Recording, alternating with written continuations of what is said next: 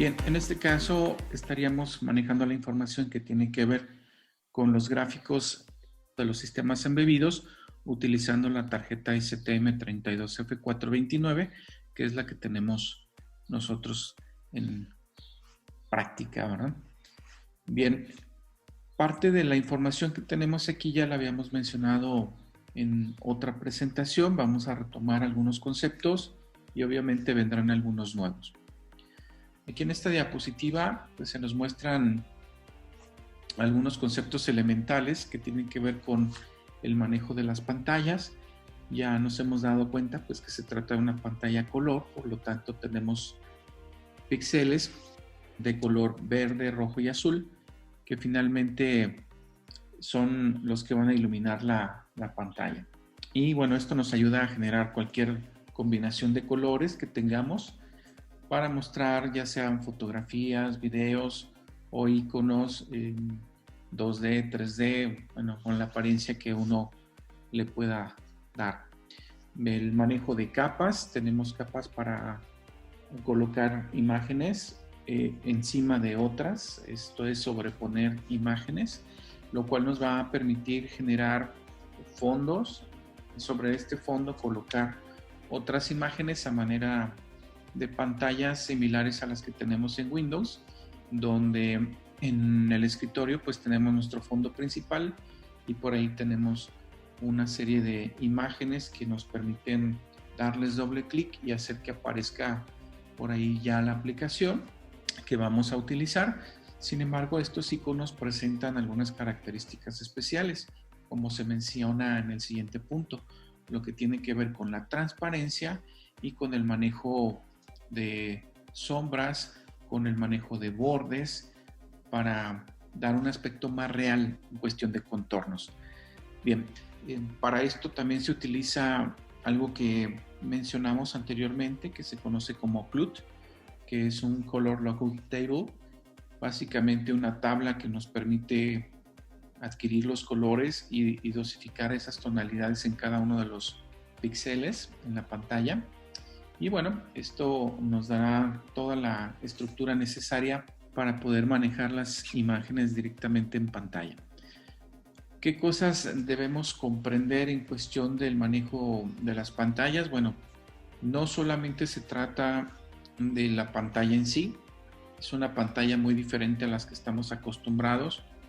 En los ejercicios previos en el seminario se manejaban pantallas de caracteres, en donde estas pantallas son monocromáticas y ya están controladas por otro dispositivo. Simplemente establecemos una conexión vía protocolo para enviarle los caracteres. En este caso, nosotros tenemos que estar enviando píxel por píxel con la información pertinente de los tres colores básicos para poder iluminar o dar por presentada toda una imagen. Quiere decir entonces que tendremos un controlador para la pantalla. Este controlador nos va a permitir colocar de manera ordenada cada uno de los píxeles en la pantalla, manejando sincronía vertical, horizontal, para poder colocar esta información, que veremos un poquito más adelante cómo se logra. También es importante entender qué tipo de interfaz y protocolo hay que manejar con la pantalla. Normalmente las pantallas que mencionábamos, que son de tipo de módulos de caracteres, por lo general hacemos una comunicación a través de puerto paralelo en modalidad de 8 bits y 4 bits. Y bueno, aquí podemos encontrar diversos tipos de pantallas.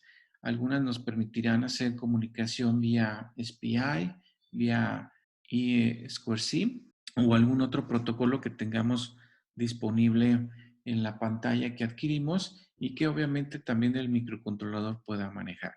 Importantísimo el que podamos manipular también la información que tiene que ver con el formato de los píxeles. Como estamos muy acostumbrados en las herramientas del cómputo a manejar el color, regularmente sabemos que estos colores los manejamos en formatos de 8 bits, es decir, le dedicamos 8 bits al color rojo, 8 al verde y 8 al azul. Sin embargo, en el caso de los sistemas embebidos, por cuestiones precisamente de memoria, tenemos que manejar paquetes más pequeños de información para cada píxel. Y es que en algunas ocasiones, entonces, la información para cada color se verá reducida. Obviamente esto también va en detrimento de la calidad del color. Sin embargo, se busca que sea lo menos significativo posible y que, bueno, resulte en algo que se pueda manejar de manera interesante y visualmente atractivo. Dentro de los objetivos que manejaremos hoy será la arquitectura interna del STM32 para revisar qué parte del hardware es el que nos ayuda a controlar de manera correcta cada parte de la pantalla del LCD y nos enfocaremos principalmente a tres aspectos importantes. Uno tiene que ver con el LTDC, que es prácticamente el controlador de la pantalla del LCD y bueno, que maneja esta tecnología que se conoce como DIN Flat Transistor o transistor de película delgada, que es finalmente el que nos ilumina en la pantalla, a lo que le conocemos nosotros como píxel. Y bueno, también hablamos del hardware que nos ayuda a acelerar el colocar las imágenes o el video en las pantallas. En este caso, la línea de ST maneja un acelerador que se conoce como Chrome Art, que también utiliza en conjunto el DMA. Y obviamente para poder manejar imágenes en un sistema embebido, pues necesitamos no solo memoria flash para poder almacenarlas, sino también necesitamos un espacio donde cargarlas de manera temporal. Y bueno, aquí interviene mucho la RAM. Una de las cosas que nos debe de quedar muy claro cuando estamos manejando imágenes o gráficos en un sistema embebido es que debemos de contar con suficiente memoria de programa y también suficiente memoria RAM. Es probable, dependiendo de la arquitectura, que no siempre contemos con un acelerador de memoria. Entonces ahí notaremos aún más la falta de este. En cuestión de la arquitectura, vamos a reconocer obviamente nuestro microcontrolador y algunas de estas partes las identificamos perfectamente. Aquí se separan en algunos bloques funcionales y bueno, están marcados principalmente los bloques que tienen que ver con la parte que maneja lo gráfico. Así es de que encontramos como parte principal pues al procesador, que en este caso es un Cortex M4, cuya velocidad máxima es 180 MHz. Vamos a encontrar dos bancos de memoria flash, principalmente. Vamos a encontrar también 256K bytes de memoria RAM. Esto lo observamos en la parte superior derecha de nuestra pantalla, así como al acelerador ChromeArt debajo de la RAM. Tenemos el controlador del LCD también y otro dispositivo que se conoce como FMC, que es el que nos va a ayudar a dar soporte con el manejo de la memoria RAM. Y bueno, podemos tener memoria RAM tipo NOR, tipo NAND. Bueno, cualquiera de estos tipos son controlados a través del FMC. Es muy probable que también dependamos de algún protocolo de comunicación y por eso está marcado en bloque de conectividad lo que sería el protocolo SPI, I cuadrada S o I cuadrada C. Dependiendo del tipo de protocolo con el cual podamos comunicarnos con la pantalla, que esto va de acuerdo al modelo de pantalla que tengamos, pues será el protocolo a utilizar. Por supuesto, en algunas ocasiones también dependemos de otros protocolos seriales, como puede ser LIN, IRDA, o simplemente que tengamos que leer alguna memoria externa de donde extraer las imágenes. En este caso podría ser un Smart Card. Y bueno, ahí entran también estos protocolos.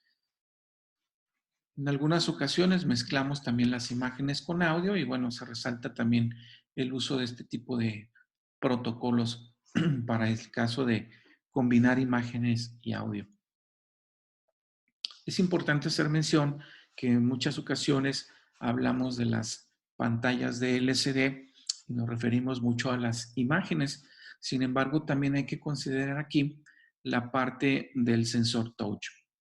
En algunas ocasiones con pantallas tipo sensor resistivo o tipo capacitivo, y bueno, esto también involucra otro protocolo más de comunicación para poder interactuar con la pantalla y bueno, pues tener ese contacto ahora sí que manual sobre la superficie de la tarjeta. Vamos a ver la parte gráfica entonces con un poquito más de detalle.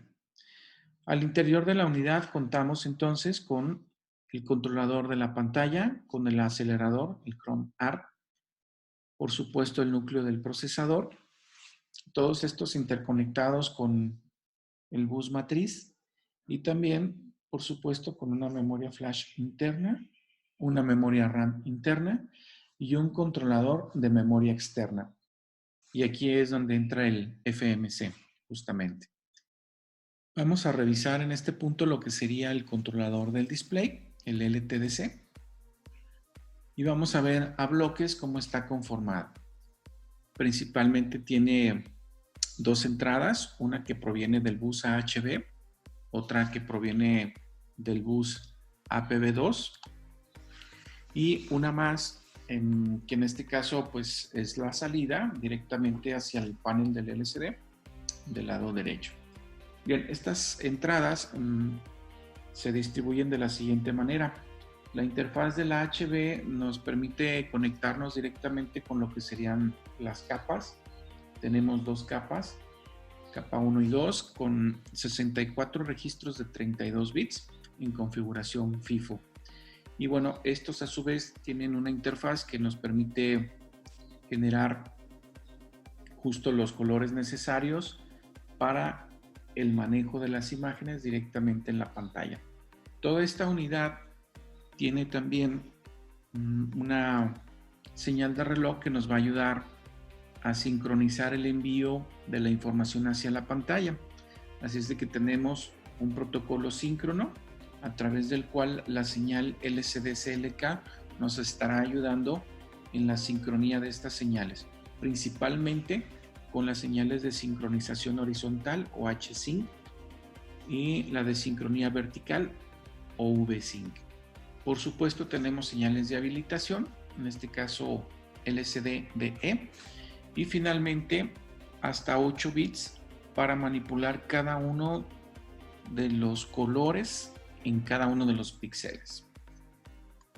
Y esto nos lleva a la presentación de la pantalla, el cuadro completo que vemos nosotros, el cuadrito de nuestra pantalla sobre la tarjeta. En este caso recordarán que tenemos nosotros una resolución de 240 por 320. Y bueno, la pantalla en realidad tiene una longitud mayor. Aquí debemos comprender que se maneja un pequeño margen alrededor de la pantalla. Este margen se le conoce como porch. En realidad es un área de guarda. Y se puede manipular aquí la pantalla para controlar precisamente el margen necesario.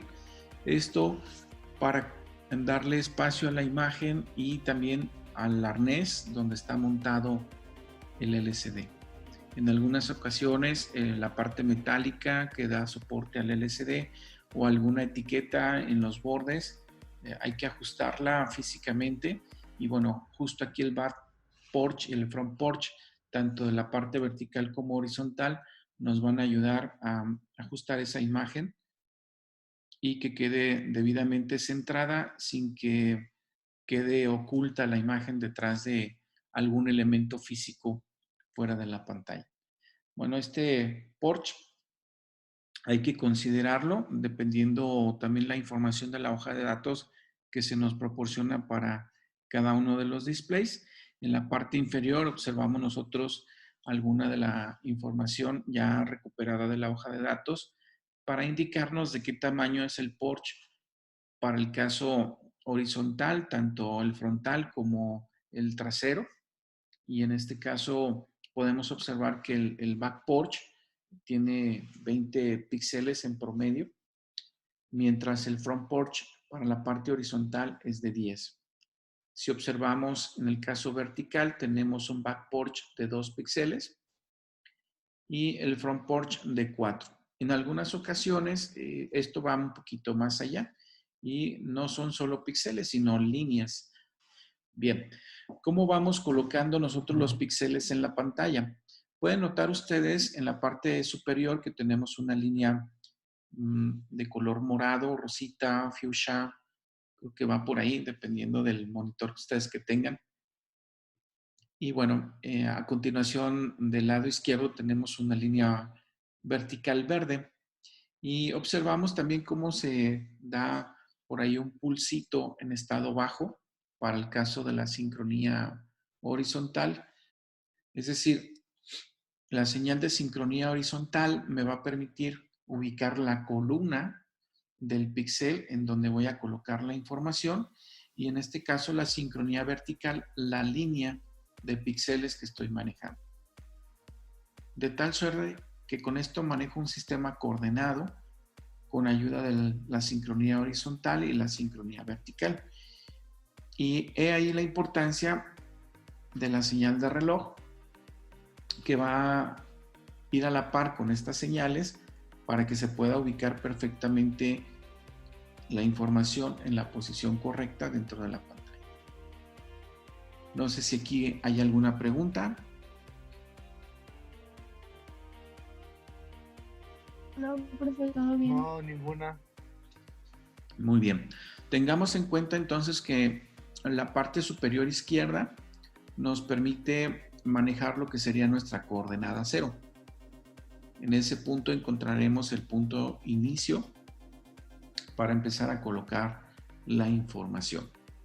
Y la tablita que vemos entonces abajo es un resumen de parte de las características que tendré que colocar en el código para establecer la comunicación con la pantalla. No solo debo de saber el tamaño del back porch y del front porch, del horizontal back porch y del horizontal front porch, sino además tendré que conocer la frecuencia de operación de mi pantalla, a qué frecuencia puede trabajar y con esto también cuál es el tiempo para la sincronía horizontal y el tiempo para la sincronía vertical. De tal suerte que esto nos permita manejar un grupo de tramas para ir dibujando la imagen en pantalla. Por supuesto, podemos manejar, como aparece en la primera tira, una sincronía vertical. Le damos el espacio para lo que es el back porch. Ahí obviamente no hay que colocar ninguna imagen. Y ya vendría la construcción del cuadro.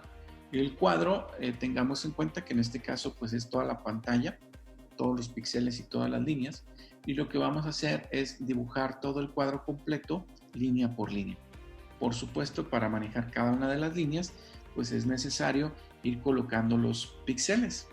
Y bueno, aquí es donde se abre la siguiente línea azul que tenemos, en donde entra la sincronía horizontal. Le damos la guarda, que es el back porch, y empezamos a colocar cada uno de los píxeles en la posición adecuada. Terminamos y obviamente tenemos el back porch en frontal, en este caso, y continuaríamos con la siguiente línea. Y así sucesivamente iríamos dibujando la pantalla. Obviamente esto sucede tan rápido que nosotros vemos en un cuadro completo pues toda la imagen. Si lo viéramos en cámara lenta, pues estaría colocando cada uno de los píxeles de la parte superior izquierda hacia nuestra derecha, dibujando cada una de las líneas. Terminamos la línea, bajamos a la siguiente línea y luego empezamos a dibujar cada uno de los píxeles de esa línea. Terminamos y vamos hacia abajo y bueno, eso se va repitiendo en cada uno de los procesos. Que curiosamente la forma en que se comporta esta pantalla es coincidentemente idéntica a la forma en que se utiliza el dibujado en la pantalla análoga que teníamos por ahí en las televisiones. También se hace de la misma forma. Bueno, cultura general, ¿verdad? Aquí vemos un poquito más de detalle en cuestión de la sincronía tanto horizontal como vertical, en donde se nos muestran con cuestión de espacios de tiempo, cómo vamos manejando tanto el front porch como el back porch para cada uno de las sincronías, tanto vertical como horizontal.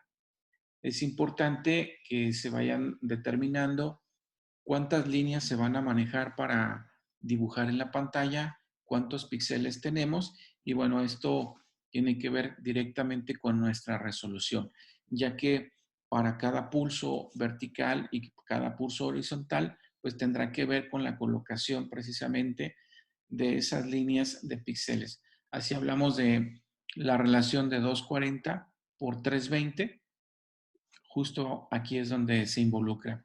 En el caso de la sincronía vertical, tendría que ver con esas 240 líneas que manejamos en la pantalla contra los 320 que tendríamos en este caso en la sincronía horizontal.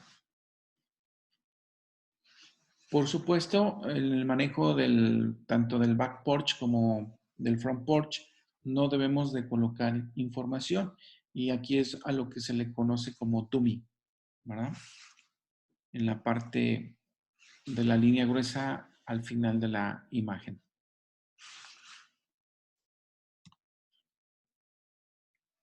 Entonces, en resumen, ¿qué es lo que necesitamos para manejar nuestra pantalla? Bueno, pues necesitamos una línea para manejar la sincronía vertical, una para manejar la sincronía horizontal, otras más para manejar las líneas de datos, que en este caso tendrán que ver con los colores y dependiendo de los colores que podamos manejar en nuestra pantalla. En este caso supondríamos 8 bits de datos para cada uno de los colores, teniendo en cuenta que tenemos 3 RGB. Y por supuesto la señal de sincronía principal o señal de reloj. En algunas ocasiones se requerirá para las pantallas alguna señal de habilitación, así es de que le sumaríamos otra terminal de control. Si además esto requiere alguna línea para encender la pantalla, para manejar la iluminación o el backlight, como lo conocemos, y además el touchscreen, pues ahí le vamos sumando cada vez más terminales de comunicación a la pantalla. Por lo cual, en algunas ocasiones suele ser impráctico el manejo de comunicación de las pantallas de forma paralela, aunque de manera paralela sería lo más conveniente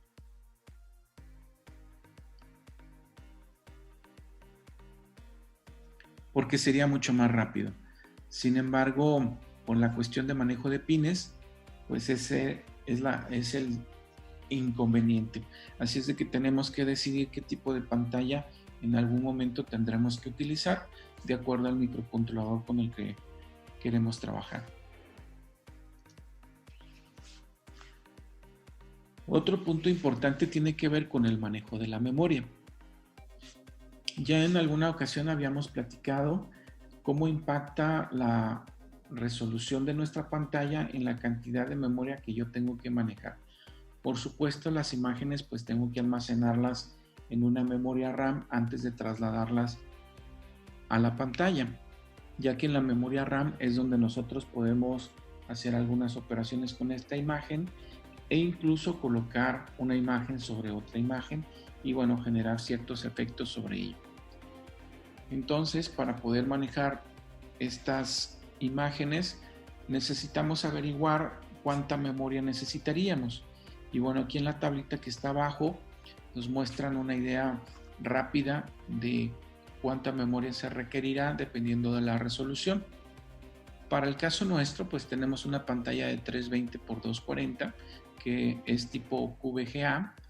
Y bueno, si manejamos la información de 8 bits por cada píxel, nosotros estaríamos manejando aproximadamente 76.8K de memoria.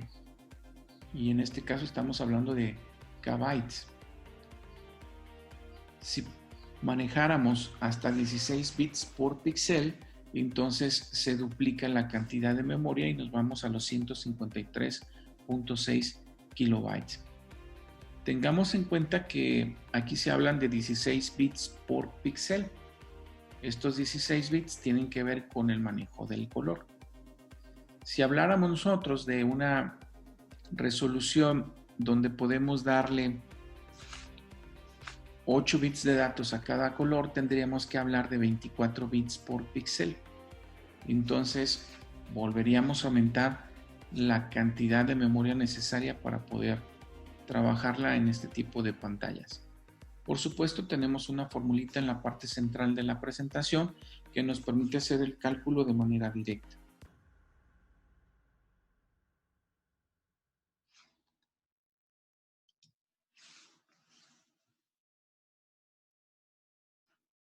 Para poder manejar el LTDC también se requiere controlar los buses a través de los cuales va a fluir la información. En este caso, el AHB, el APB2 y por supuesto la señal de reloj que se maneja directamente a la pantalla del LCD. Entonces es importante que todo esto lo podamos coordinar a través del oscilador y el árbol de relojes del propio microcontrolador. Y ese es uno de los puntos que puede costarnos un poquito de trabajo en cuestión de configuración, porque tenemos que determinar cuál es la frecuencia de operación del microcontrolador y aquí importante si estoy manejando un oscilador interno, un oscilador externo, si voy a manejar preescaladores, si voy a utilizar el PLL y esto también depende de otras aplicaciones. Recuerden que seguramente tendremos alguna exigencia en cuestión de velocidad en alguna aplicación y esto nos forzará a que alguna parte del microcontrolador trabaje a determinada frecuencia. Y por supuesto, pues esto mueve todo el engranaje del árbol de relojes en cuestión de configuración y bueno, se vuelve un poquito más complejo. Por eso la importancia de que ahora hagamos esta configuración a través del STQ. Y bueno, será importante entender también la información subsiguiente. Por supuesto, además de las señales de control ya mencionadas, necesitaremos una señal de reset para, en algún caso, pues sincronizar todos los dispositivos y hacer una correcta inicialización de cada uno de ellos. Finalmente, y en resumen, pues las señales que se requerirán para la pantalla, como ya lo vimos en una figura previa, son nuevamente la señal de reloj, la señal de sincronía horizontal, señal de sincronía vertical, la señal de habilitación y máximo 8 bits para cada color, que en este caso pues nos permitiría manejar, por supuesto, 24 bits por píxel.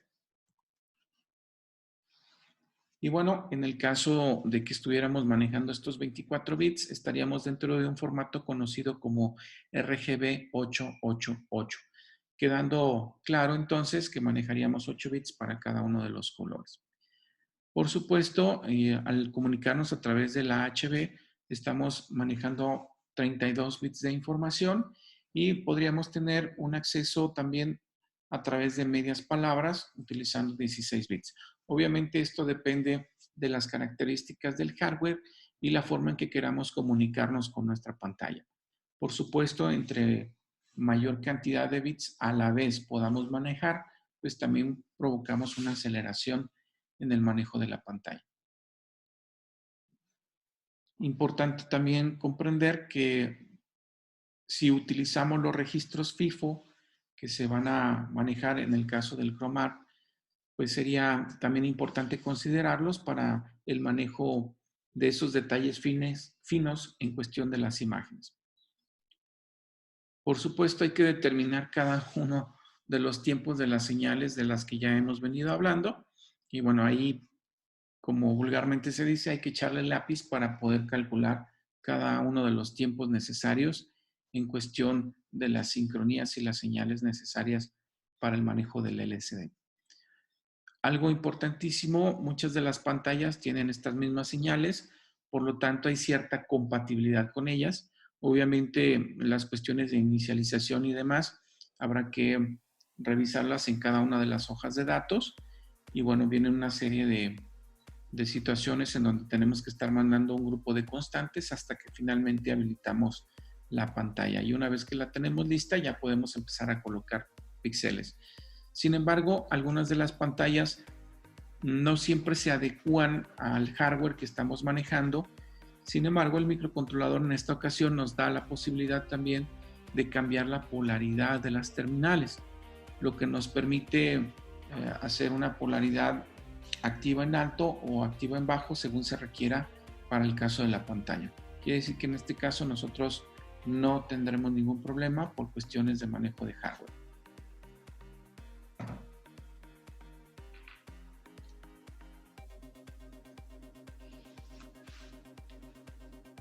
Nos queda bastante claro, como lo muestra en esta diapositiva, que pues a una pantalla con mayor resolución, pues tenemos también otro tipo de conflictos. Siempre vamos a buscar que la imagen se coloque lo más rápido posible, así es de que entre más resolución tengamos en nuestras pantallas, más tiempo nos tardaremos también en dibujarlas. Es importante la respuesta de la pantalla y por supuesto que el microcontrolador que estamos utilizando pues dé el ancho suficiente para poder hacerlo. Por eso es muy difícil que microcontroladores de 8 bits puedan manejar pantallas de este tipo. Primero porque no tienen la memoria de programa suficiente, tampoco la RAM y en algunas ocasiones la velocidad o el otro punto, la cantidad de pines necesarias para manejar la pantalla y además todo lo que tengamos que hacer con otros dispositivos por fuera. Bien, son algunos de los detalles que podemos encontrar en este tipo de situaciones. Otro punto importante tiene que ver con el manejo de los canales alfa, que es lo que nos permite manejar un grado de transparencia entre la imagen que tenemos de fondo y la imagen que tenemos hacia el frente.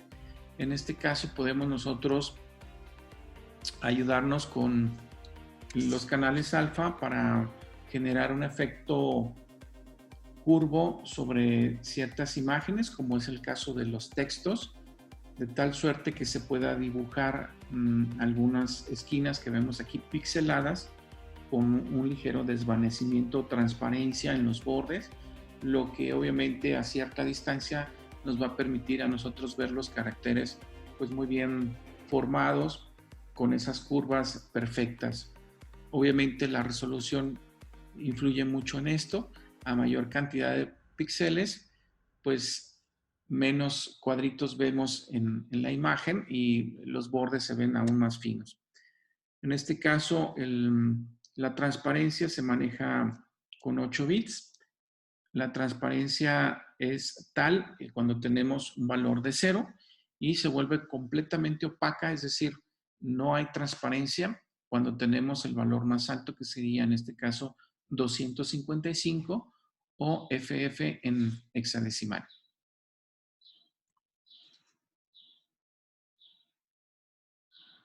Por supuesto, colocar una imagen en pantalla pues es todo un reto. Tenemos que indicar cuál es la posición inicial, de qué tamaño es la imagen y sobre esto empezar a dibujarla. Probablemente también busquemos la manera de encimar o empalmar imágenes y bueno, eso también representa otro reto.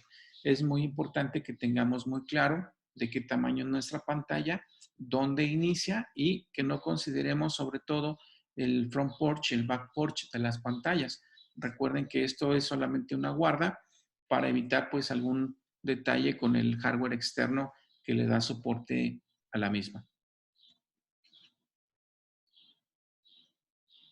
Debemos tener en cuenta el tamaño del buffer que se va a manejar para colocar cada una de las imágenes en pantalla. Puede ser desde una imagen monocromática hasta una imagen muy compleja de color, como puede ser una fotografía o incluso un video, en el mejor de los casos. El tamaño del buffer es importante porque obviamente si nosotros podemos cargar una imagen completa en RAM de una sola vez, pues se puede estar tomando la información directamente de la memoria y mandarla vía DMA al LCD.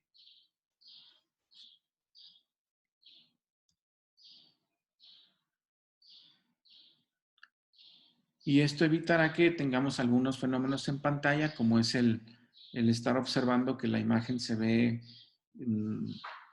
incompleta en algunos trozos o en algunas partes, como nos muestra esta imagen, en donde se ven esas líneas azules, que es justo lo que le podría hacer falta a la imagen debido a que no tenemos un buffer adecuado para el manejo de tanta información. Bien, vamos ahora a lo que sería el acelerador, el ChromArt, que también utiliza el DMA.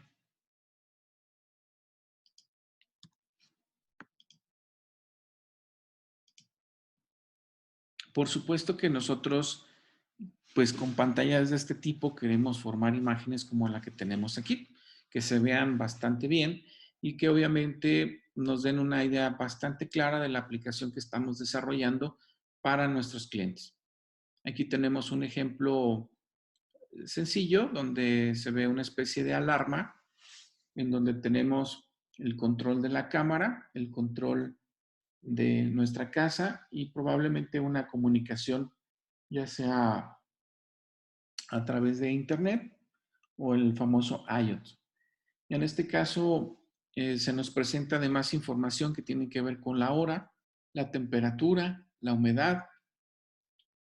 Y bueno, podemos ver tanto la temperatura del exterior como la temperatura del interior y podemos ver además si está lloviendo o no. Y bueno, puede haber por ahí algunos otros iconos que nos permitan manejar cierta información o alguna configuración directamente en la pantalla. Y bueno, podemos llenarle por ahí de iconos e información a esta pantalla. Algo que debe llamarnos la atención es que regularmente cuando estamos mostrando esta información en pantalla, nosotros vemos las figuritas, pero a veces lo que no vemos es si estas figuras son animadas, en cuyo caso estaríamos refrescando las imágenes, es decir, intercambiando una imagen por otra. Y además tenemos texto y el texto también está cambiando. Así es de que esto implica también que tengamos cierta velocidad en el manejo de la información. Por eso, si se dieron cuenta hace algunos años, en cuestión del manejo de los celulares, principalmente que es con lo que creo que tendrán un poquito más de relación, se darán cuenta que algunas pantallas de los teléfonos celulares inicialmente pues eran solamente para mostrar los dígitos, algunas nos permitían mostrar letras y entonces ya podíamos manejar no solo los teléfonos, sino además los nombres de a quién le pertenecía ese teléfono. Un poquito más evolucionado, esto nos permite manejar pequeñas matrices de LCD en donde podemos mostrar ya algunas figuritas, obviamente monocromáticas, y obviamente se puede manejar texto y caracteres. Seguimos evolucionando en las pantallas, las matrices son un poquito más grandes, siguen siendo monocromáticas, ya incluso se permiten manejar por ahí algunos pequeños juegos, algo de entretenimiento en el teléfono, y bueno, luego viene el boom y el salto al manejo de colores. Todo esto es un gran reto porque el poder manipular la información directamente en la pantalla pues no es tan sencillo. Necesitamos muchos recursos para poder operar y manipular todas estas imágenes y además queremos que se vean bonitas, que tengan interacción, que manejen sombras, que se vean redondas, en fin, una serie de conflictos y problemas que tecnológicamente poco a poco se han venido superando. Y bueno, las herramientas gráficas también nos ayudan bastante con el manejo de estas imágenes. Bueno, son algunos de los problemas que implican que tengamos un buffer lo suficientemente grande para poder manejar toda esta información en la pantalla y estar refrescando en este buffer el contenido de la información que se va a colocar directamente en el LCD. De ahí la importancia no solamente de tener un buffer lo suficientemente grande, sino que además podamos mandar la información lo más rápido posible a la pantalla para que no se vea lenta la pantalla y se alcancen a notar las transiciones línea por línea en cada una de las imágenes, ¿sí? Si a esto le añadimos que probablemente tenemos una interacción con la pantalla a través de algún sensor touch, ya sea resistivo o capacitivo, pues incrementamos la cantidad de información necesaria con la que tenemos que trabajar en la pantalla, porque además estas imágenes que, como lo vimos en la diapositiva anterior, parecen estáticas, pues ahora tendrán interacción y vamos a tener que buscar un cambio en estas imágenes, como cuando oprimo un botón en la ventana de Windows y esta cambia de color o presenta un efecto de sombra o nos manifiesta una sensación de 3D directamente en la imagen. Entonces son algunas de las situaciones con las que nos vamos a enfrentar precisamente al manejar este tipo de recursos, tanto de hardware como de software. Es importante entender que cuando nosotros vamos a colocar las imágenes directamente en la pantalla, tenemos que hacerlo en formato binario ordinario. Es decir, vamos a colocar las imágenes en un formato de bits y no imágenes comprimidas. Desafortunadamente, lo ideal sería comprimir las imágenes porque obviamente requieren menos espacio, pero esto implica que además tenga un software que me ayude a descomprimir la imagen o un hardware que me ayude a descomprimirla. En un sistema embebido, pues justo es el problema al que nos vamos a enfrentar. No contaremos en la mayoría de las ocasiones con un hardware que nos ayude a descomprimir la información. Así es de que la descompresión tendrá que venir por software.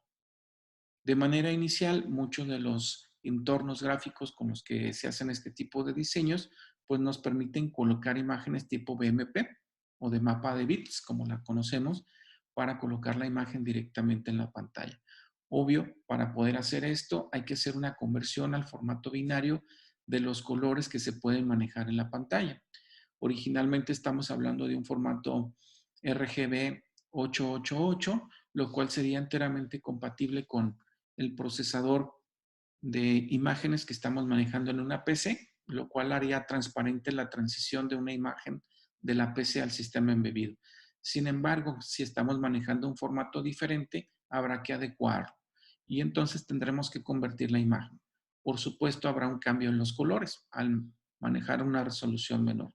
Bueno, todo este tipo de situaciones son algunos de los detalles que vamos a encontrar y todo esto redunda en el buffer, en la cantidad de memoria que tenemos que utilizar en la memoria RAM.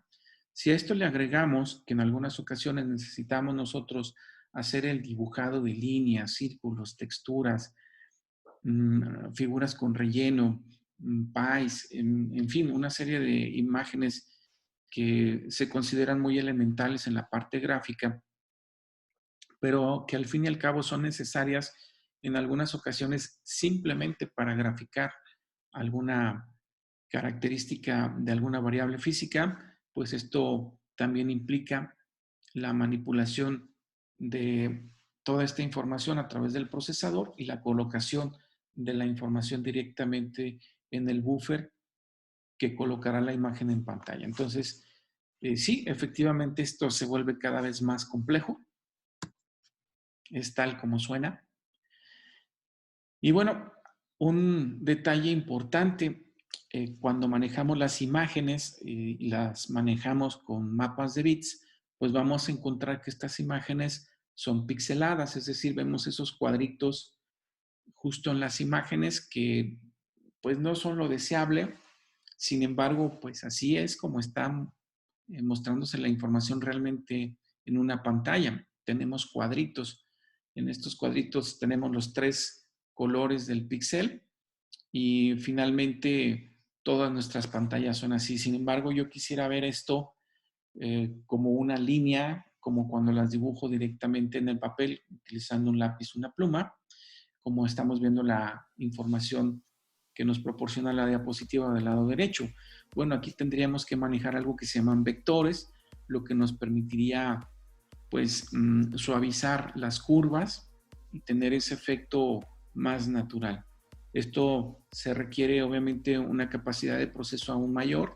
Necesitaríamos una pantalla con muchísima más resolución para generar este efecto y por supuesto, de preferencia, una unidad especializada en el manejo gráfico, es decir, una GPU. Entonces, en un sistema, vuelvo a insistir, con pocos recursos, como podría ser un microcontrolador de 8 bits, pues esto se vuelve realmente un dolor de cabeza. Sin embargo, bueno, hay quien logra hacer el esfuerzo, se utilizan también plataformas adecuadas para poderlo manipular y bueno, el resultado es al final sí tener pantallas, pero en muchas de las ocasiones no todos alcanzan a utilizar pantallas a color como las que estamos usando nosotros, sino que la restricción es a usar pantallas monocromáticas, precisamente para reducir en buena medida la cantidad de información que se va a manejar. Obviamente, al pasar una imagen de color a blanco y negro o en escala de grises, pues reducimos también la cantidad de kilobytes que vamos a requerir para poder desplegar toda esta información. Y bueno, son algunos de los apuntes que tenemos que hacer al respecto del manejo de imágenes en formato bitmap o similares, donde las imágenes simplemente no están comprimidas y tienen otro formato que podemos manejar con mucha facilidad sin tantos recursos para el uso del GUI en las plataformas. Por otro lado, tendremos las imágenes que se manejan con vectores, que es otra situación que también ya hemos evaluado. Y en este caso, la gran ventaja que tenemos al utilizar este tipo de imágenes vectorizadas es que se utiliza menos memoria, en este caso ROM, que bueno, sabemos que es flash para nuestro caso, y que también las necesidades del manejo del procesador para poder utilizar estas imágenes y colocarlas en pantallas, pues se ve un poquito aminorado ese peso, porque también se buscaría un procesador que tenga la capacidad de manejar los gráficos de manera alterna al procesador principal, y bueno, esto se hace regularmente con un GPU, que sería lo adecuado. En el caso de nosotros, pues tenemos una unidad similar, que es el ChromeArt, la cual nos facilitaría este tipo de procesos. También es importante mencionar que en el caso del desarrollo de los gráficos que hemos manejado hasta ahora, como el dibujado de líneas, círculos, cuadros, rectángulos y todo ese tipo de figuras, se facilita aún más justo por el manejo del GPU. Y una de las grandes características que nos va a proporcionar el uso del GPU por el manejo de punto decimal o punto flotante es que nos permitirá ver las imágenes con una sensación un poco más curva. Por supuesto, esto depende mucho de la resolución de nuestras pantallas, pero además nos permitirá manejar imágenes en 2 dimensiones con una mejor calidad, y por supuesto podemos formar polígonos con mucho más facilidad de tipo 3D. E incluso podemos hacer algunas simulaciones en donde podamos mover perfectamente los ejes y ver cada uno de los planos tridimensionales. Entonces eso da una gran ventaja, es un desahogo para el procesador y nos permite que el CPU, el micro principal del chip, pues esté concentrado, dando trabajo a las funciones principales, a los algoritmos que van a resolver finalmente la aplicación, y que se despreocupe un poco de la parte del manejo gráfico. Básicamente esa es la idea que vamos a encontrar. Entonces, en cuestión del manejo de las imágenes, es muy importante que nosotros siempre tengamos presente el tamaño de nuestra imagen. Cuál es su ancho, cuál es su alto en cuestión de píxeles, porque al final de cuentas, pues esto tiene que ver con consumo de memoria tanto en flash, como ya lo hemos mencionado, como en RAM. Otra cosa importante tiene que ver el manejo de la información en cuestión de bits. ¿Qué formato de imagen vamos a manejar? Si nosotros vamos a manejar un formato de 8 bits, estaríamos hablando entonces que serían 8 bits para el rojo, 8 bits para el verde y 8 bits para el azul, como ya lo hemos mencionado. Entonces hablamos de 24 bits de información por cada píxel.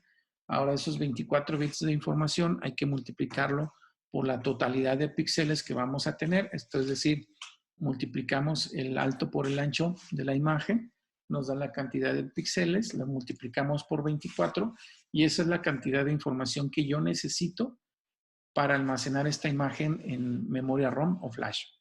Y finalmente sería una imagen RGB. Si yo quiero además manejar transparencia, manejar ese efecto donde puedo darle un efecto curvo a las imágenes, generando una transparencia en los bordes, pues necesito manejar el canal alfa. Y entonces aquí es donde aparece el formato ARGB, que están viendo ustedes ahí en pantalla, en donde tendríamos que agregar además otros 8 bits para poder manejar un nivel de transparencia. Y entonces vamos del nivel de transparencia totalmente opaco, que es como si cargáramos la imagen RGB de manera natural, y a total transparencia, donde la imagen prácticamente no se ve, ¿sí? Estaríamos observando la imagen que está de fondo. Entonces esto incrementa 8 bits más, tenemos 32 bits para manejar la información. Así es de que, pues, nuevamente hacemos la multiplicación y, por supuesto, esto aumenta la cantidad de información que tendríamos nosotros que manejar. Bueno, hay otros formatos, afortunadamente, donde esto puede ayudarnos a reducir un poquito la cantidad de información. Esto, por supuesto, al reducir la cantidad de bits para controlar lo que es el color y la combinación de cada uno de los píxeles, pues irá en una reducción de la calidad de imagen y, por supuesto, los colores que nosotros presentaremos en las pantallas pues no se parecen a los que estamos acostumbrados o a los que podríamos ver, por ejemplo, en una computadora. Y aquí es donde entra el formato RGB. En este caso, el formato RGB 565 se refiere a un formato donde estaríamos utilizando 5 bits para el rojo, 6 para el verde y 5 para el azul. Pero esto nos permite al mismo tiempo reducir la cantidad de información que podría usar de 24 bits, pues reducirla a 16 y bueno, sin sacrificar tantísimo las tonalidades de color. En este caso, por ejemplo, si pasamos de un formato de 8 bits a un formato de 5, por ejemplo, para el rojo, ¿cómo es que se trabaja en este tipo de colores? Bueno, imagínense ustedes su registro de 8 bits y lo vamos a reducir a 5. Los 5 bits que vamos a tomar son los 5 bits más significativos y vamos a eliminar los 3 bits menos significativos de la información. Así es de que esa es la forma en la que pasaríamos de un formato a otro. Por supuesto, esto es mucho más cómodo si lo trabajamos con una herramienta de software que nos permita hacer esa conversión para no hacerlo nosotros, lo cual obviamente sería mucho más lento, mucho más tardado, ¿sí? Y bueno, puede haber otros formatos de imagen que nos permitan de alguna manera reducir la cantidad de información que vamos a manejar. Sin embargo, pues eso puede ir en detrimento también de la calidad de imagen. Siempre debemos de tener. También es importante mencionar que esto tiene que ver con el punto 3 de la diapositiva, en donde estamos manejando el modo de color al que nos referimos. Y bueno, esto implica también un direccionamiento al interior de la memoria, cómo lo vamos a trabajar. Otra opción para el manejo de los colores, pues es utilizar las tablas de color que ya habíamos mencionado, las log table, y que nos van a ayudar de alguna manera también en la transformación de esta información cuando la estemos colocando directamente en un LCD. Ahora meternos en la parte de diseño gráfico, ¿verdad? Para buscar que toda esa información quede pues adecuada al entorno, adecuada al dispositivo. Y déjenme comentarles que justo esa es otra parte en donde los ingenieros a veces pues no somos tan buenos en hacer bonitas las cosas. Los ingenieros somos enfocados al manejo de nuestro hardware, de nuestro software, para que todo funcione, que operativamente sea óptimo. Pero ya cuando se trata de la parte artística, pues no todos tenemos esa capacidad y bueno, ahí tenemos que acercarnos con alguien que sí la tenga para que nos ayude a generar pues un entorno aún más adecuado para el manejo de los gráficos. Y bueno, ustedes ven aquí 3 imágenes en esta diapositiva donde se nos muestra por ahí una nubecita con gotitas de agua. La idea es pues mostrar cómo está el clima y tienen 3 imágenes distintas. Probablemente noten ustedes la diferencia en algunos casos y en otros no. ¿Cuál es la diferencia? Bueno, vamos a notar principalmente con respecto a la imagen del centro. La imagen del centro tiene el manejo de la transparencia, de tal suerte que ustedes tienen un fondo gris y esta imagen, si se moviera a otro fondo, es totalmente transparente el fondo. Podríamos ver perfectamente el color que se ponga detrás. Y las imágenes que tenemos a los costados son imágenes donde se puede apreciar, por ejemplo, del lado derecho una transparencia con un fondo blanco que se vería igual que si yo manejo una imagen ya de origen, donde yo le estoy dando esa forma cuadrada con las esquinas redondeadas, blanca y encima la nube. Entonces, esa es la diferencia que nosotros podríamos observar. La imagen del centro es una imagen que ya maneja la transparencia y la encontramos al lado derecho. Ahí nosotros no notamos ninguna transparencia, sin embargo la tiene. Del lado izquierdo encontramos un rectángulo con los bordes redondeados, donde está la misma figura. Y entonces hay aquí dos opciones: o manejamos la imagen con cierta transparencia, o metemos la imagen con todo y el fondo y con todo y la forma. De tal suerte que nosotros tenemos que editar las imágenes, como lo mencionaba hace un momento, en un editor especializado para el manejo gráfico. Si la herramienta me permite manejar la transparencia, pues entonces yo podré intercambiar los objetos, los fondos, los colores a mi placer dentro del entorno donde estoy haciendo la manipulación para el caso del sistema embebido. Y muchos de ellos me entregan una simulación de cómo veré yo en la pantalla de LCD para el sistema embebido todas estas imágenes, como una especie de simulación previa, obviamente, a la programación física de la tarjeta. Dentro de, obviamente, todas estas características, el entorno se puede volver aún más complejo en cuestión de manejo por la siguiente información que nosotros le podamos ir agregando. Como ven, se trata de una pequeña aplicación, pues, que nos da ahí algunas ideas de lo que tendría que ver con la parte de la seguridad, con el manejo de ciertas características que podamos tener, por ejemplo, en casa, y alguna conectividad con el exterior. Eso es lo que aparece como menú en la parte central.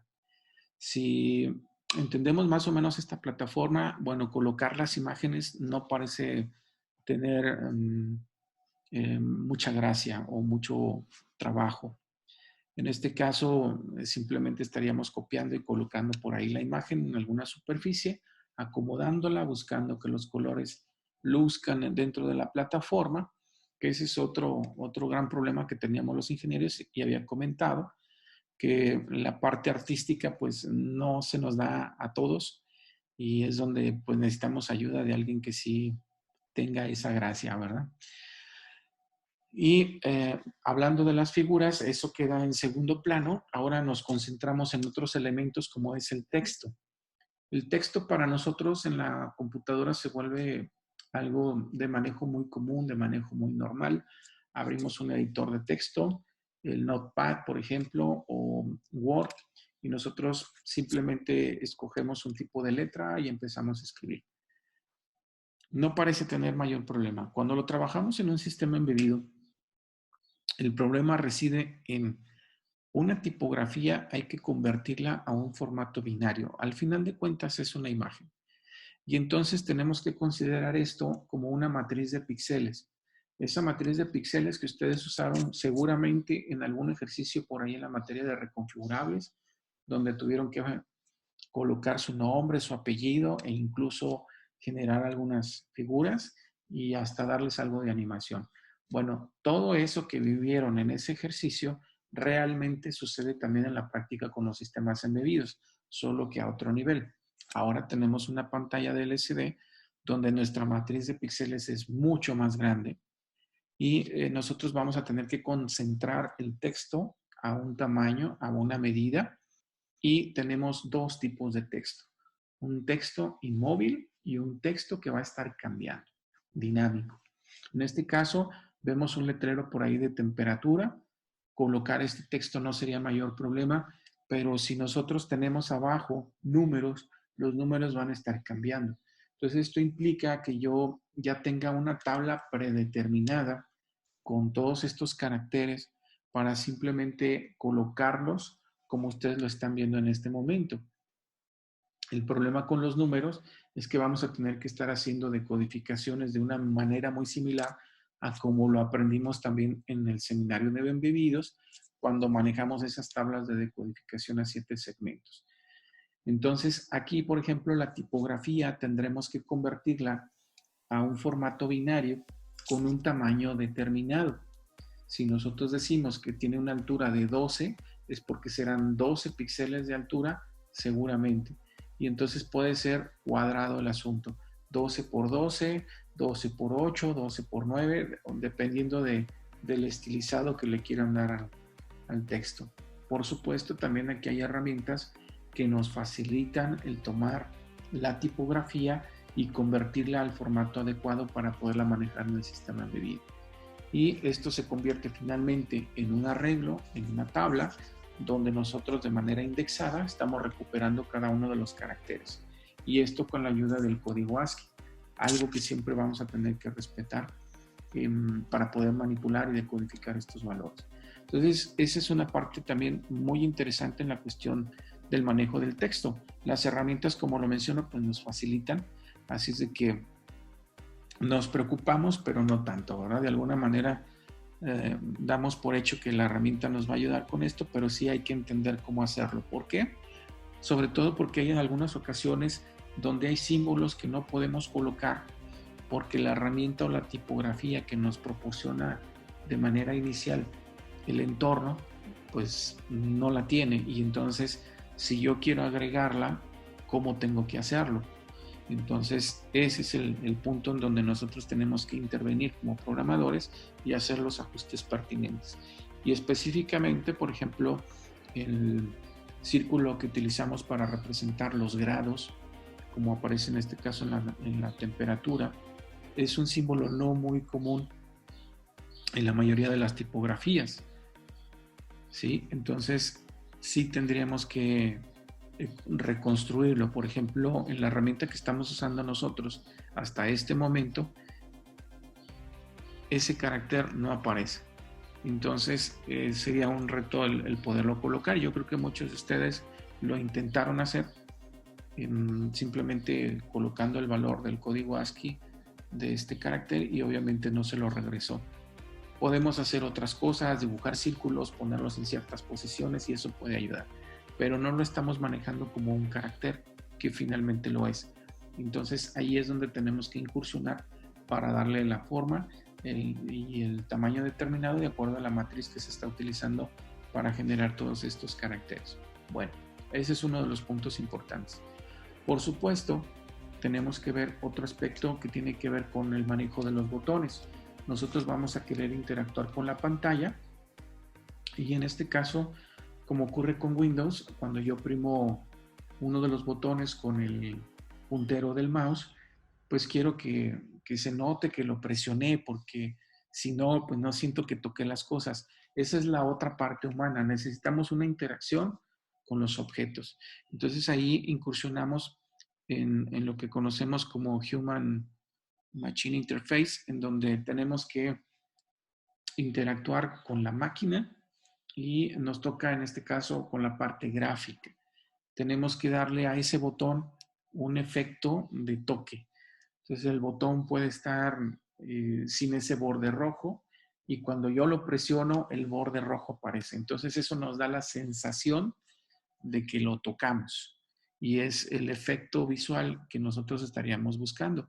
Bueno, eso tampoco no es muy fácil de hacer. Ustedes ya hicieron botones simplemente utilizando rectángulos. Les pedí que los cambiaran de color. Podían cambiar, por ejemplo, el borde, podían cambiar el relleno, pero luego aparte el botón tiene texto. Entonces ahí tenemos un problema. Probablemente algunos lo vivieron. Colocaron el rectángulo, colocaron el texto y probablemente el texto no se veía o el rectángulo no se dibujaba correctamente. Bueno, esos son algunos problemas porque estamos juntando dos objetos en el mismo plano. Y entonces es donde entramos en problemas. Lo que tendríamos que hacer es una especie de OR lógica para poder sumar ambos valores. Si a esto le añadimos que el texto tiene que cambiar de color también para manejar esa interacción humana, pues entramos también en otro tipo de complejidades. Y entonces estos objetos tenemos que si disponemos de una biblioteca en el caso de algún software, pues nos facilita el trabajo, porque estos botones estarán estandarizados y lo único que puedo hacer es cambiarles de tamaño y cambiarles el texto. Si yo tengo que construirlos, bueno, creo que tengo una tarea un poquito laboriosa para poder hacerlo, ¿sí? La otra parte importante es el manejo de los iconos. Regularmente estas figuras las utilizamos para representar de una manera muy simple ciertas situaciones. Y bueno, los iconos también al final de cuentas son imágenes en los mismos formatos que hablábamos en cuestión, por ejemplo, de la nube. Y algunos tendrán algún efecto en donde queramos que tengan movimiento, que tengan interacción. Entonces ahí vamos a tener que construir una serie de imágenes para provocar ese efecto de movimiento o ese efecto de animación que buscamos en cada una de las imágenes. Por supuesto, tenemos que buscar que todo sea de alguna manera homogénea, que sea dinámica y compatible en cuestión de colores, en cuestión de entorno y que sea agradable a la vista y que todo esto se pueda conjugar y que sea realmente funcional, que es lo que buscamos nosotros los ingenieros. Obviamente esta pantalla pues es muy simple para la cuestión de uso, pero visualmente puede ser atractiva. Entonces, no nos dejemos guiar porque los objetos son bonitos en el exterior cuando no apreciamos y no vemos todo el código que puede haber detrás de todo esto, ¿sí? Es algo que también tenemos que entender y manejar de todas estas herramientas que en la actualidad pues son cada vez más accesibles, afortunadamente, para poder hacer este tipo de trabajos. Otro aspecto importante es el manejo del texto. Dejando de lado el punto donde tenemos que transformar una tipografía en particular a los formatos binarios, el otro fenómeno interesante es el poderle dar ese efecto de redondez en algunos bordes de los caracteres, pues para que parezca como esos textos impresos que normalmente estamos acostumbrados a ver en los libros, que también ocurre en la pantalla, de hecho, como lo estamos viendo en esta misma diapositiva. Del lado izquierdo vemos un carácter que ha sido colocado en la memoria ROM. Es un carácter que tiene un A8 o un A4. Esto se refiere a la cantidad de bits que se utilizan para manejar el color del texto. En este caso estamos manejando que tendremos 4 bits para manejar el color del texto, en donde tenemos obviamente el negro y el blanco como extremos de esta combinación. Así es de que no son muchos bits para manejar el color, es suficiente para el caso de los textos negros, pero ¿qué hay cuando queremos cambiarlos de color? Pues obviamente vamos a tener que involucrar una mayor cantidad de información solo para manejar una fuente con un color en particular. Aquí estaríamos hablando de los formatos que nos presenta la diapositiva, que son el ARGB 8888. Obviamente aquí estamos hablando de un carácter al cual le podemos dar color en 8 bits para cada uno de ellos y aparte tenemos la transparencia. En el caso de otros formatos que podemos tener es darle el formato ARGB 1555, que en este caso la transparencia se da o no se da, pero es total, no la podemos graduar.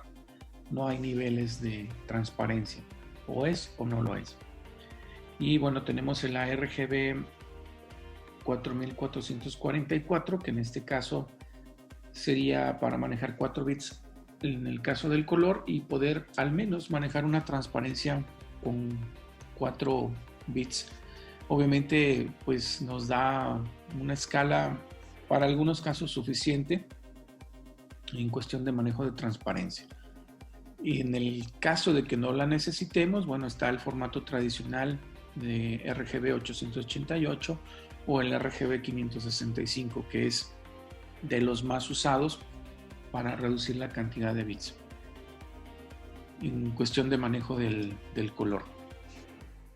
Bien, todo eso Es parte de la labor o del trabajo que hacemos en el GUI, en el diseño gráfico, para manejarlo en las pantallas. Nuestra pantalla debería lucir como la que se ve en la imagen, pero obviamente nosotros somos los responsables de determinar de qué tamaño será la memoria para poder manejar esta imagen que estoy mostrando en la pantalla, cuántas capas voy a tener que manejar para colocar las figuras, y si es que yo estoy buscando animación, necesito más capas, entonces duplico la capacidad del buffer. Es como si tuviera dos pantallas y entonces son recursos, al final de cuentas son recursos. En un sistema embebido pues no contamos con tantos, así es de que tenemos que ir vigilando que estos recursos no se consuman solamente en la parte gráfica. De otra manera no nos van a dejar ni siquiera resolver la parte importante o el algoritmo que realmente nos lleva finalmente a realizar un proyecto. Entonces es importante tener en consideración todo esto, y si contamos con un dispositivo que nos permita manejar la parte gráfica ayudados de alguna herramienta de hardware, pues valdrá la pena utilizarla, porque eso descarga, como ya lo habíamos mencionado, el trabajo del procesador. Bien, y bueno, aquí entra justo la parte del DMA, donde pues ya hicimos un ejercicio con esto, ya entendemos que el procesador no tiene nada que ver con el DMA, por sí solo puede controlar toda la información que vendrá de alguno de los dispositivos. En el caso del DMA 2D, nos permite manejar toda la información fuera del procesador. Es decir, el DMA se encarga prácticamente de tomar esas imágenes de algún elemento de memoria, que puede ser la propia ROM, la flash, algún dispositivo externo o alguna memoria externa donde se haya colocado la información, y luego llevarla al buffer interno, donde se mandará finalmente a la pantalla. Entonces, este proceso se le descarga finalmente al procesador. También nos ayuda para manejar lo que sería la transparencia.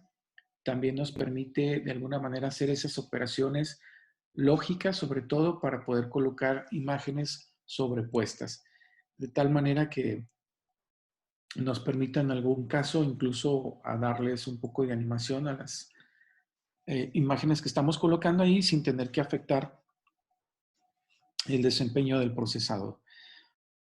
De tal suerte, pues, que aquí en esta diapositiva se nos muestra cuál es ese flujo de información cuando estamos trabajando con la parte de GUI. Aquí observamos, por ejemplo, de dónde viene el objeto, ¿no? Cuando nosotros, pues, estamos generando el programa, obvio, ya compilamos, todo esto se genera hasta nuestra memoria flash, y de ahí se deriva toda la información. A menos de que nosotros indiquemos a través de la propia programación que la lectura de la información provendrá del exterior, es decir, de alguna memoria externa.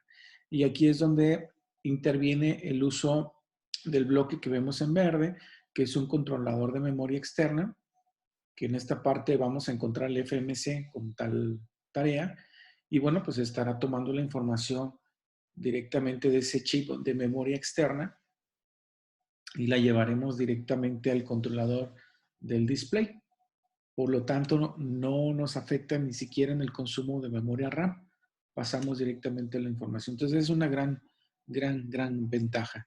En la parte donde tenemos que involucrar la información que está en la memoria flash, pues aquí sí tenemos que vaciar la información en RAM, y luego permitimos que el ChromArt sea el que controla ese trasvase de información de la memoria flash a la memoria RAM, para que luego pueda ser tomada y debidamente llevada al controlador del display.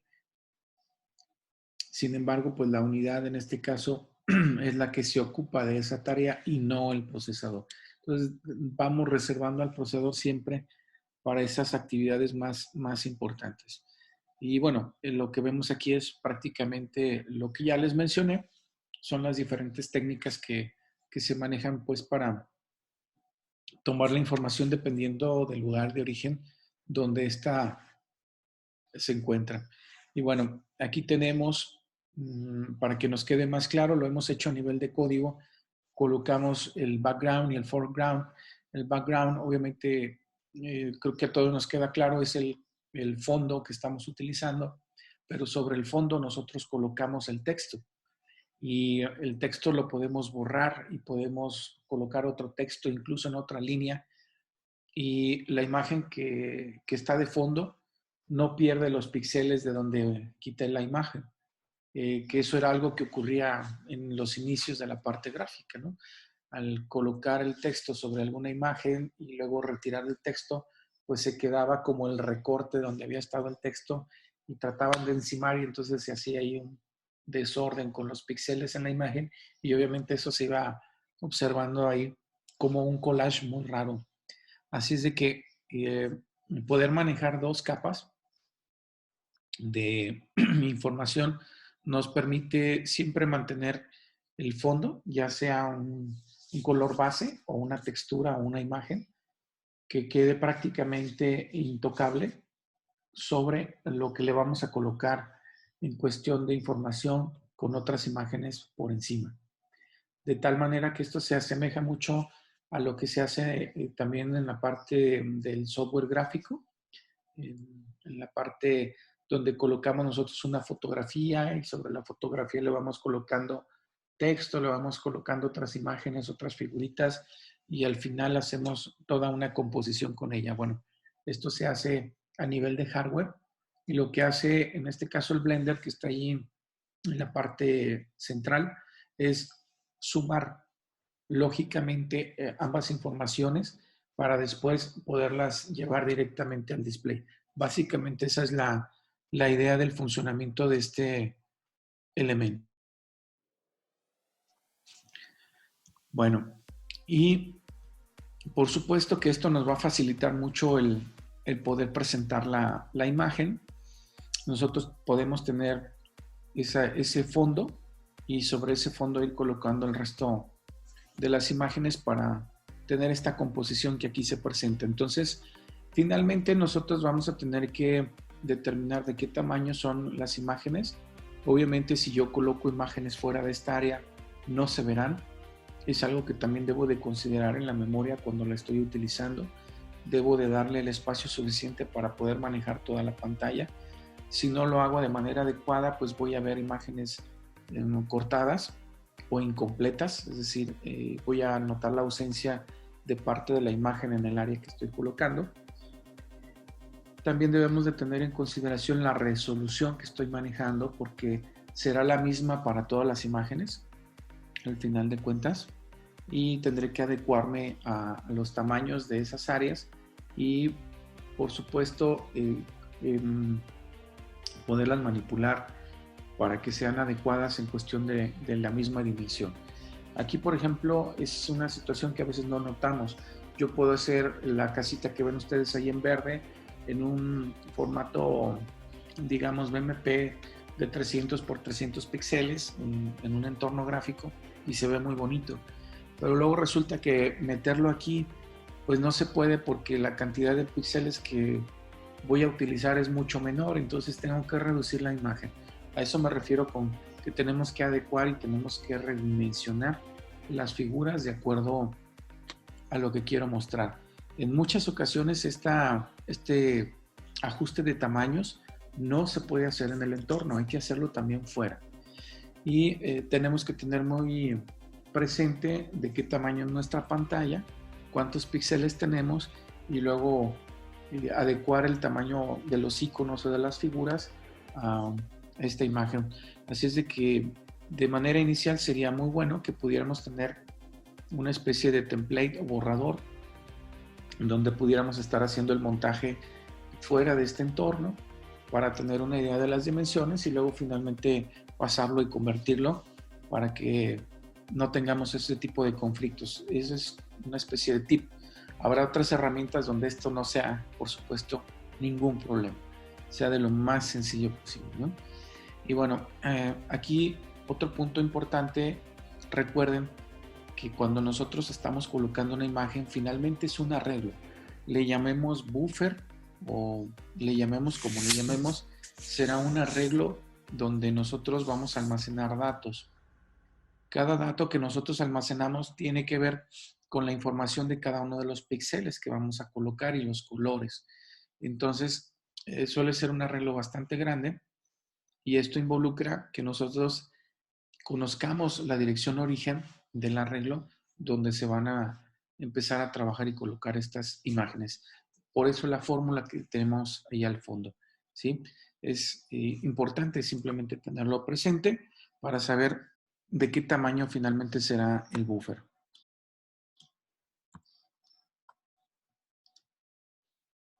Y bueno, por supuesto que para poder manejar esta información, aquí hay una tabla comparativa donde podríamos ver nosotros cuál es el efecto de manejar cierta resolución. Esto nos facilita el poder escoger algún tamaño.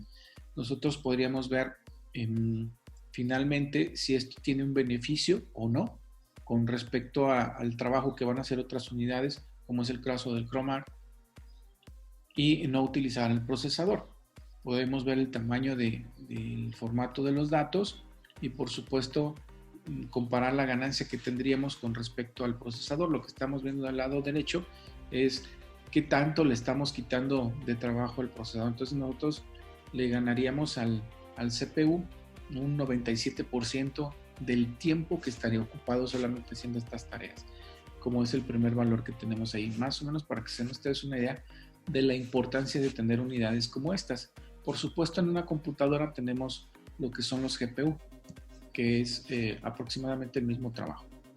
Bien, bueno, todo esto son antecedentes para poder manejar nuestro entorno gráfico y bueno, vamos a encontrar dos vertientes. Una donde tenemos un acelerador gráfico y otra donde no lo tenemos. ¿Dónde no lo tenemos? Bueno, ahí tenemos en la pantalla un diagrama a bloques por capas, en donde del lado izquierdo estamos utilizando el núcleo Cortex M4, es el caso que aplica para nosotros. Una capa intermedia donde tenemos la interfaz gráfica, que en este caso es un software que se llama NWIN. Es una especie de emulador de Windows que podemos manejar por ahí en el entorno de la pantalla. Y es provisto en este caso por la marca Seeger, que es el texto completo que vemos ahí en el área verde. Y finalmente tenemos otra capa en la parte superior donde nosotros generamos la aplicación. Es decir, tenemos que integrar finalmente la parte donde yo voy a dar la solución con la parte gráfica y finalmente con el hardware, que es el que físicamente resolverá todo lo que planeamos hacer.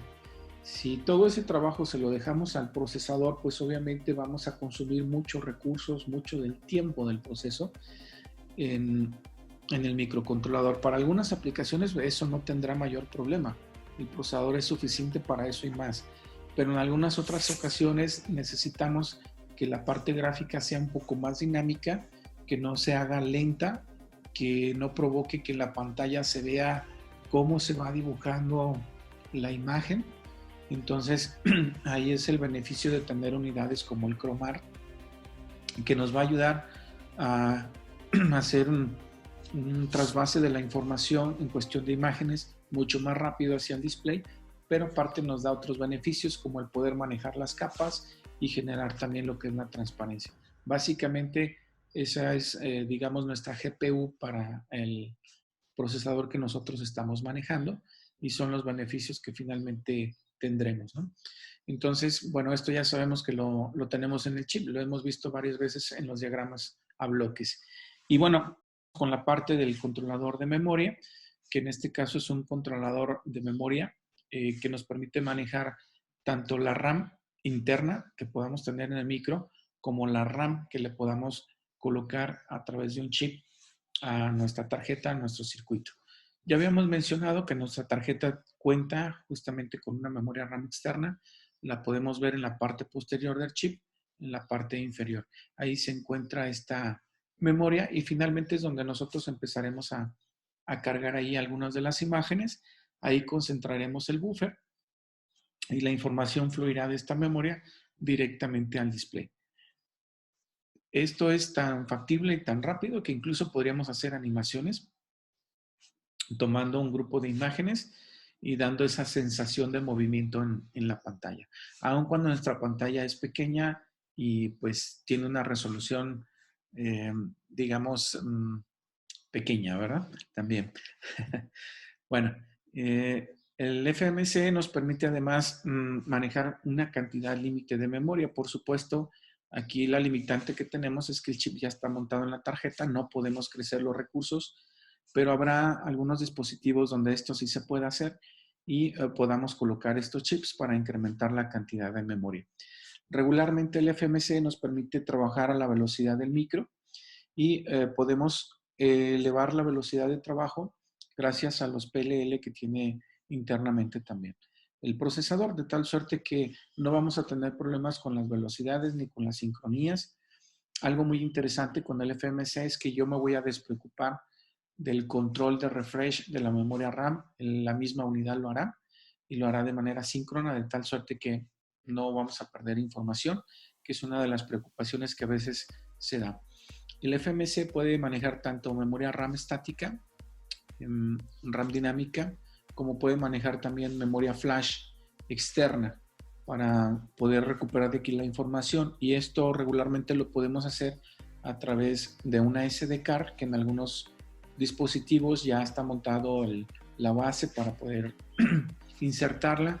En otras ocasiones la información puede venir de una memoria flash, como la usamos, como pendrive, de tal suerte que también se pueda leer la información de estos dispositivos. Obviamente, el trabajar con dispositivos de almacenamiento masivo, como son las SD card y las memorias vía USB, pues requerirá el manejo de un sistema operativo donde pueda colocarle un stack para el manejo de la ubicación de los archivos y poder hacer la lectura de estos elementos. Entonces, también requiere otro tipo de software. Aquí ya necesitamos un sistema operativo para manejar esos elementos.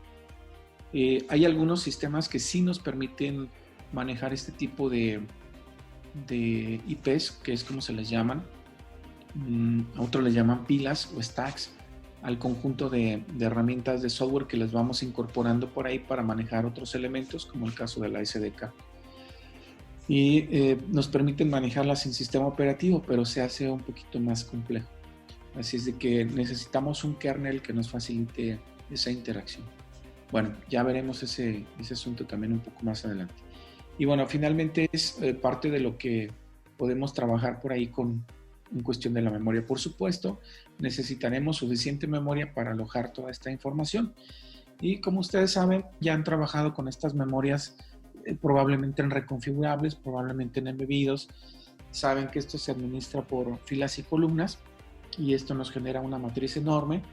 En este caso, los controladores o los drivers que se proporcionan en cuestión de software nos permiten formar las memorias del tamaño que nosotros queramos o que se adecúen a la arquitectura que estamos manejando.